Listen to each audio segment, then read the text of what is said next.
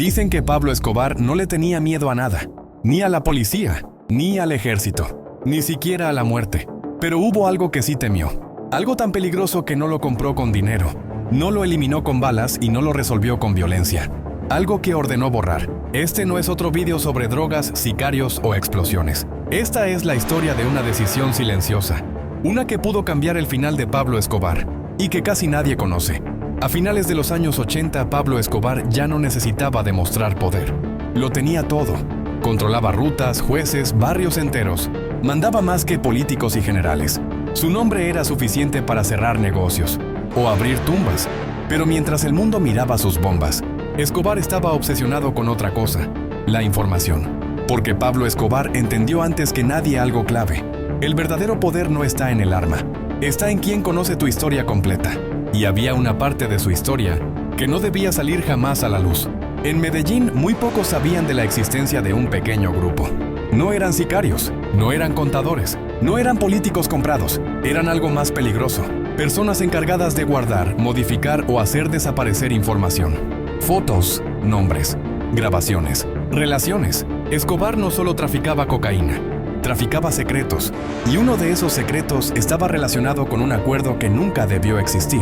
Un pacto que no fue con narcos, ni con policías, fue con alguien mucho más arriba. No hay fotos, no hay documentos oficiales, no hay fechas exactas, pero varios testimonios coinciden en algo inquietante. Pablo Escobar se reunió en secreto con personas que no pertenecían al narcotráfico y que no buscaban dinero, buscaban control. Esa reunión no se hizo en una finca, ni en Medellín, ni siquiera en Colombia. Fue discreta, breve, y terminó con una frase que marcó a Escobar para siempre: mientras estés vivo, esto no puede salir. Desde ese momento, Pablo Escobar empezó a comportarse de forma distinta, más paranoico, más desconfiado, más encerrado en sí mismo, porque ya no solo lo perseguía el Estado, ahora lo vigilaba alguien que no podía sobornar. Después de esa reunión ocurrió algo extraño. Personas cercanas a Escobar desaparecieron sin explicación. No hubo cuerpos, no hubo venganzas públicas, no hubo mensajes. Simplemente dejaron de existir. Conductores, intermediarios, contactos antiguos, gente que sabía demasiado sobre el verdadero origen de parte del poder de Escobar. Aquí es donde el mito se rompe. Pablo Escobar no lo construyó todo solo, y alguien podía demostrarlo. Quienes estuvieron cerca de él en sus últimos años coinciden en algo perturbador. Escobar no hablaba de la policía, no hablaba de la DEA, no hablaba de la cárcel, hablaba de ellos. Nunca decía nombres, nunca aclaraba quiénes eran. Solo repetía una frase: si eso sale, estoy muerto. Y no se refería a una bala, se refería a algo peor: ser borrado del relato oficial. Porque Pablo Escobar sabía que morir podía convertirlo en leyenda, pero que la verdad completa podía convertirlo en algo mucho peor. Escobar creyó que podía controlar el silencio para siempre, pero cometió un error. Confió en que todo se puede comprar, incluso la memoria. Y ahí falló, porque cuando cayó, no todo murió con él. Algunas piezas quedaron sueltas, algunos nombres no se borraron, y algunas historias siguen sin contarse. Por miedo. Hoy, décadas después, hay archivos que siguen cerrados, testimonios que nadie quiere grabar, y personas que aún bajan la voz cuando escuchan su nombre.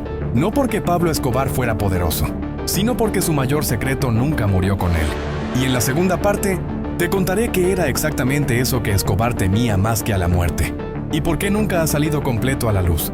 Durante años se creyó que el negocio de Pablo Escobar se sostenía únicamente sobre cocaína, violencia y sobornos. Pero eso es una versión incompleta, porque el dinero explica el poder, pero no explica la impunidad prolongada.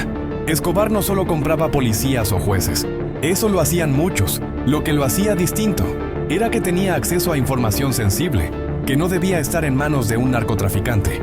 Rutas oficiales, movimientos encubiertos, nombres que nunca aparecieron en periódicos, información que no se obtiene con pistolas, se obtiene con alianzas invisibles. Aquí aparece la pregunta que nadie quiso hacerse. ¿Cómo pudo un hombre perseguido por medio mundo moverse durante años, con una precisión casi quirúrgica? ¿Por qué muchas operaciones contra Escobar fracasaban antes de empezar? ¿Por qué algunos golpes policiales parecían llegar siempre tarde? La respuesta incomoda a demasiada gente, porque implica que alguien filtraba información. Y no era un policía de barrio, era una estructura. Y Escobar era solo una pieza útil. No fue un contrato, no hubo firmas, fue un acuerdo basado en silencio. Escobar ofrecía algo más valioso que dinero: orden. Mientras él controlara ciertas rutas, ciertas zonas no estallarían. Mientras él existiera, otros problemas se mantenían contenidos. No era paz, era equilibrio. Un equilibrio sucho, pero funcional para quienes no querían mirar de frente. Y Escobar lo sabía. Por eso su mayor miedo no era caer preso, era romper ese equilibrio y convertirse en un problema prescindible. Todo cambió cuando Pablo Escobar empezó a creer que era intocable, cuando confundió tolerancia con respeto, cuando pasó de ser una herramienta a ser una amenaza. Las bombas, los atentados, el caos, rompieron el pacto invisible, y entonces ocurrió algo revelador. La información dejó de fluir hacia él. Los errores aumentaron, las fugas se acabaron. Por primera vez, Escobar sintió que lo estaban soltando. Antes de morir, Escobar intentó asegurarse algo. No su dinero, no su familia, no su legado, su historia. Mandó destruir documentos, ordenó borrar nombres, exigió silencios. Pero no todo se pudo eliminar, porque el archivo más peligroso no estaba en papel, estaba en la memoria de personas que jamás hablaron. No por lealtad, sino por miedo. Aquí entra el mayor truco de todos. El mito de Pablo Escobar no nació solo por su violencia, fue útil. Mientras el mundo hablaba del narco loco, nadie preguntaba por las conexiones reales. Mientras Escobar era un monstruo aislado, nadie miraba alrededor. El mito fue una cortina de humo perfecta, y funcionó. Cuando Pablo Escobar murió, el mensaje fue claro: el equilibrio se había roto, y debía cerrarse el capítulo. No hubo investigaciones profundas, no hubo preguntas incómodas. La historia quedó sellada, con una foto en un tejado. Pero los archivos nunca se abrieron. Décadas después, hay temas que siguen siendo tabú, no porque Escobar asuste, sino porque su historia conecta con estructuras que aún existen. Hablar de eso no destruye un mito, desordena un relato completo. Pablo Escobar murió creyendo que había ganado algo, que la verdad completa moriría con él. Pero se equivocó, porque el silencio no borra, solo espera. Y quizá algún día, cuando ya no importe a quién incomode, ese secreto deje de ser susurro y se convierta en historia. Pablo Escobar no fue solo un narcotraficante, fue una consecuencia, y entender eso es mucho más peligroso que repetir su leyenda.